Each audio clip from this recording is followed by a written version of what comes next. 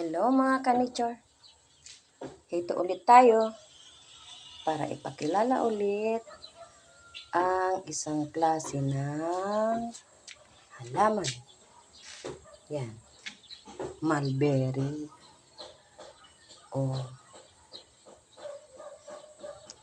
Di ko matandaan kung ilang taon na siya, pero na-amaze ako kasi nung pinutol ko yung mga niya, sanga-sanga, dati ko naman ginagawa yun.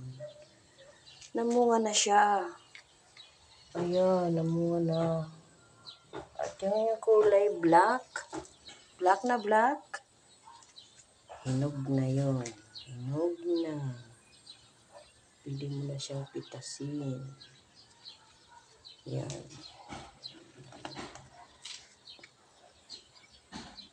Yan. Ibig sabihin, mature na to. Tuloy-tuloy na siya. Pag nasimula na siyang magbunga, tuloy-tuloy na yan. Ayan. Bunga niya. Ito, kaya ganito to. Dati wire ko to. Namatay yung sanga. Tinanggal ko yung mga wire. Yun nga, hindi nga ako magaling doon sa pag-wire. Kaya ginagawa ko, pinaputol-putol ko na lang yung mga mahahaba niyang sanga. Ganun pa lang siya kaliit. Then, nung malakas hangin sa amin, muntik ng matumba tong puno ko. Ayan o. Kaya may bato siyang maliit. Sabi ko baka mabunot yung puno. Sayang naman. Ito, basta lang, plastic nga ito eh. Sabi ko ililipat ko sa yung pasong clay. Kasi yung mga bonsai, mas maganda sa pasong clay. Kasi hindi ko na siya sobrang init. Dapat ilipat mo, pag naglilipat ng halaman, yung tag-ulan para hindi mamatay yung halaman. Tapos siya namumunga na. Sayang naman.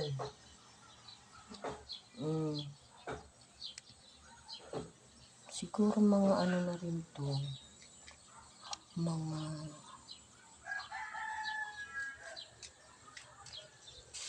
4 to 5 years din ito nung itanim ko.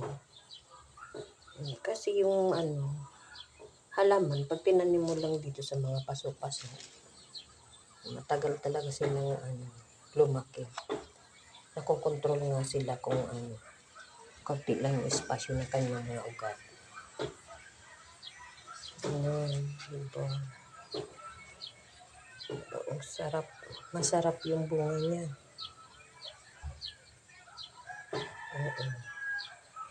Ito, ang dahon nito, yung mga kinakain ng silkworm. Sarap na sarap sila dyan. Ayan.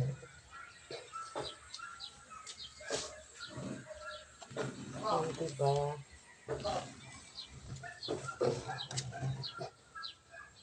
Yun yung ugat niya. Ito, ko na lang siya ng kaunting, maliit na bato. Para ganyan lang yung forma niya. Hindi na siya magalaw, baka mamatay. Kawawa naman. Yan. Yan, bilog pa rin siya. Para pag tinanggal mo, bilog na lang yung sanga. Hindi na siya masyadong mahaba. Tapos yung iba naman, pinuputol ko.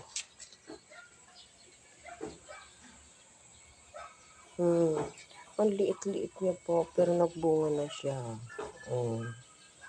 Diba?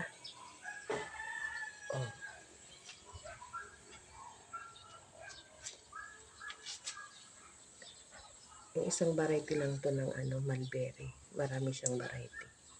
Meron pa ako nito yung malalaki. Medyo malaki ang bunga.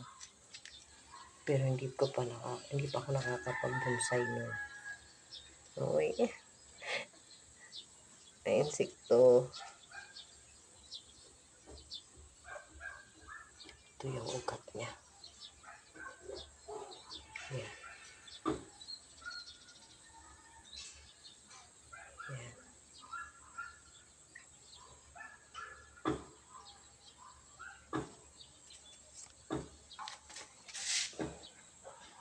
Pagdating sa dulo, may bunga siya.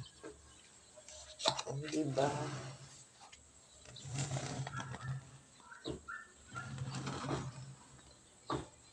Ibig sabihin ito, lagi-lagi na siyang mamunga. Yan.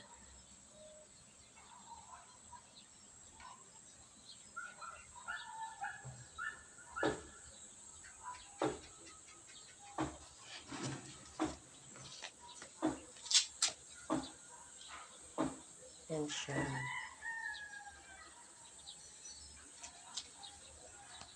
Oh, yung may mga mahilig dyan, na mga magtanim, mahilig na yung mga natural na mga pagtatanim, mga mahihilig sa mga halaman. Mag-comment kayo, mag-post din po kayo para makita din namin yung mga pinaghirapan nyo, kasi mahirap din mag-alaga ng mga halaman, yung mag-maintain ng mga ganito. Kailangan lagi mo siyang titingnan, baka natutuyo na, or yung insekto rin, marami rin silang kung kumain ng mga halaman, mga uod. Yan, diba?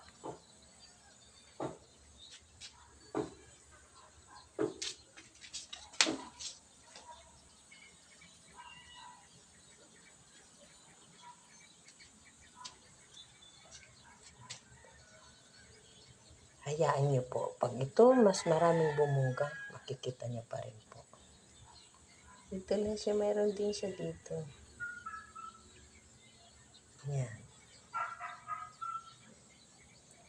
Comment, like, share. Subscribe. Salamat po. Kung nagustuhan nyo ito.